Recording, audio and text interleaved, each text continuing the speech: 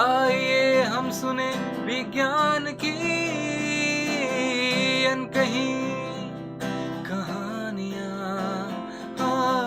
आइए हम सुने विज्ञान की अनसुनी कहानियाँ। Hello listeners, you're listening to Vigyan Ki Awaaz podcast program on STEM popularization, catalyzed and supported by the Ministry of Science and Technology, Government of India through its National Council for Science and Technology Communication and Media for Community Foundation. Project devised and designed by Dr. R. Sridhar and assisted by Ashish Tiwari. Local coordination and production, Professor Subramanian. Content writing by Professor Mansa Gowda and post-production by Professor Kaushik P. Kanchan of Garden City University, Bengaluru. GCU, emphasis on life. GCU, emphasis on life.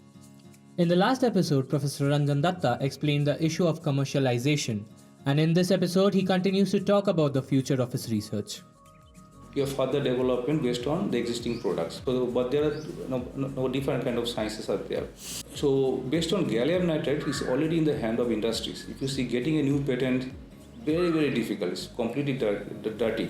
You won't get it because they are basically kind of ruling. They have the capital, they have the market access, everything. The academic people only can collaborate with them.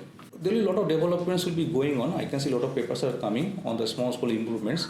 Even p-doping is still a problem. See, p-doping is still a problem in the gallium nitride. So, n-doping, p-doping. If you understand semiconductor diode, so you need n-type, p-type. And you basically send carriers across it to get the light out. As simple as that. So, the kind of data you want to save, 0 and 1. So, the efficiency of P is very weak. I also did some work based on zinc oxide here. So, that whatever the capital or the funding available, I try to solve it based on zinc oxide system, which is also equivalent to gallium nitride. The gallium nitride is more expensive because you need indium, which is rare, to make the blue emitters, but zinc oxide is cheaper, but that has basically had its own issues. But zinc oxide also is found in many different applications. So those kind of developments will go on. I mean, it's still going on. There are research groups, and then there's a future till actually you achieve very efficient your devices. So still we are not actually to the end point. Though we have commercial products, but the development actually is still going on. In the field of microscopy, though we have advanced microscopes, I found that a lot of theoretical aspects actually not fully understood. Because we have this quantum science, at the small length scale, atomic length scale, we talk about quantum science. And if you see a lot of discussions going on, even I was going through some of the research reports in Nature and Science, they are saying hundreds years of quantum science, not fully understood. It is not my word, it's the word of the basically all the bigger scientists. No.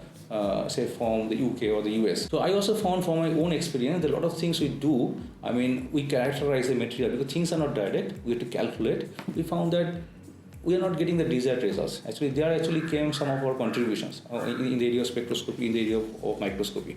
And though it is more fundamental science, has less direct application on society, but things are connected between how we characterize materials by understanding materials from their small length scale, and how we improve materials and the effect you see at the end in terms of light emission or in terms of some quantum computers which will be giving you less impact or the less imprint of the CO2 emission at the end. So very important, I mean, also like what you do at the fundamental level. So actually I'm more concentrating nowadays on the advanced electron microscopy because we already have done some work of the image simulation and the image reconstruction and also the yields measurement. It is called, the full form is electron energy loss spectroscopy measurements at a small length scale to pick up magnetic information, to pick up the electronic structure information. It's important because things are going to small length scale. No? So you need to have a tool which can probe, which can pick up signals from the small length scale. So there actually comes some difficulties because it's no longer classical. It's kind of partly classical, partly quantum. If you see quantum field, there are lot of different kind of quantum mechanical theories, and then there are a lot of kind of physical theories are there. It goes up to string, and string theories, if you see, I'm not expert, but I follow some of the basically or development, because theory is meant for understanding our materials, understanding our nature at the end, understanding the fields around, understanding all the surroundings around. No theory, but theories are tested. And if you see string theory, actually nobody will talk about it because unless nobody find a string. So it is So basically the thing is that people want to understand how things are made of. As we discussed about the future of his research, Professor also pointed out how research helps science and technology in real life. Yes, it's a kind of ecosystem. I mean, like you want to make actually some Indian football team out of 11 players. So you cannot invest on only 11 players. No, you have to have state level clubs, you have to have not some local level clubs, huh?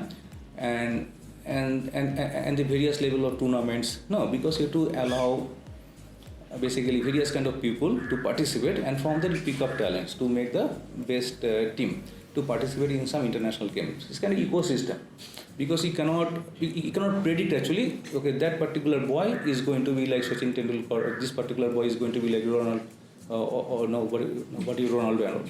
Similarly, science also is kind of ecosystem. You can't predict that particular boy is going to get Nobel Prize tomorrow. No, so you have to invest on the scientific endeavors. Scientific endeavors means to generate new knowledge, to know the unknowns. Now there are many things which are unknown. So we definitely will not invest our first investment, because our resources are limited. We are not going to invest actually something arbitrary unknown things, because that will not lead us any societal benefit immediately. Understand? No? So that actually answers your question partly. So where should I invest then? So you have to see, if you see the endeavor from my experience, I can tell you, LED development. If you see, it is not the job of any particular department. You need expertise from physicists, you need expertise from electronic engineers, you need expertise from various kind of people. If you see, if you look into the University of California, Santa Barbara, there is a center called gallium nitride light emitting center. At the center also I worked in Cambridge University called gallium nitride actually center. So basically, if you see that center, people from various expertise are coming and joining hand to develop the technology. So you need electron microscopist, you need thin film grower, you need chemist for etching, you need device people for fabrications. So we will definitely invest in those areas, because we know if all goes fine, we will get some product which will be basically will change the society. That way you have to look into final goal. If the final goal is clear, what you are looking for, then I think your investment will not go waste. But if you do not know what I'm working, my job may be only electron microscopy, but why I'm doing that, whether that is connected to my final goal or not, then I'll say it is connected. So your investment will not go waste. Finally, away from his research and studies, he took us through his journey that led to his love towards science. No, see, education, science and technology actually was always encouraged from our family. Like if you see our locality, our family size and all, they used to you to study well. They never encourage me sports or other things. No, you have to study well. If you are doing well, you will become engineers, doctors. You will get a good life, and then you will earn a lot of honors, in the society and all. So with that perspective only, we like I also basically used to study hard, and I used to go to school on time. And I used to basically set up certain targets. So I have to get certain marks in the 10th class, I have to get certain marks in the 12th class, and I have to do well in the entrance exam so that I can go to engineering colleges. I'll get a better job. Okay, but frankly speaking, for me, our time, people were not basically very fond of doing PhDs. I don't think so. My time, it was. I'll say frankly, many people may not accept.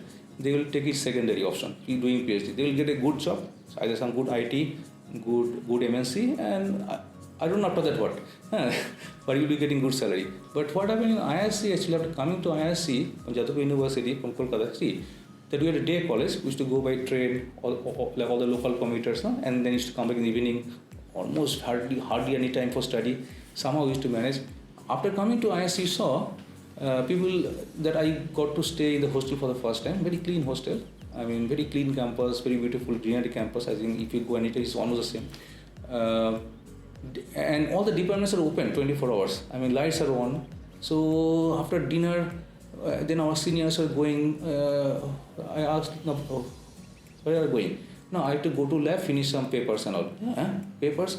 Then I was doing masters. I also followed him and see, people are sitting in the lab. They have desks, they have computers, they're working, they're typing, they're reading. So that actually changed. I think, but that was the first impact after coming to IISc. I mean, it's a very different kind of thing. I didn't realize. I like that. And then I got to know a lot of things. Then there's conferences, foreign people are coming, they're presenting, and then the perspective changed. A lot of new things are happening that we don't do now, and also career your prospects, no. All those actually came to no, I would see actually all these prospects that time. So then only like I decided. It's not only me. If you see all my batchmates, they all were looking for jobs. They also got job. I also got a job after my masters, but they all quit, and they all actually almost all actually pursued PhD, and most of them actually are settled in abroad. I came back like that. So I think yeah. So we enjoyed. I enjoyed. So I liked ISC because I also you got the fellowship. Also, many didn't get the fellowship. It doesn't matter because you also have other ways of going actually based universities. But nowadays, actually, in this country, actually, not all have to go abroad because there are many labs in this country also. They are providing almost like world level opportunities. So it's not necessary that you really have to, you have to travel. But there will be certain fields and all where you might have to go. But I think for many other fields also, there are enough and the very good opportunities are also available in this country. You were listening to Vigyan Ki Awaaz, a podcast on STEM popularization, catalyzed and supported by National Council for Science and Technology Communication, Government of India. Tune in for more such episodes to Vigyan Ki Awaaz on this platform and also through Spotify, YouTube and Apple Music platforms. आइए हम सुने विज्ञान की अनकही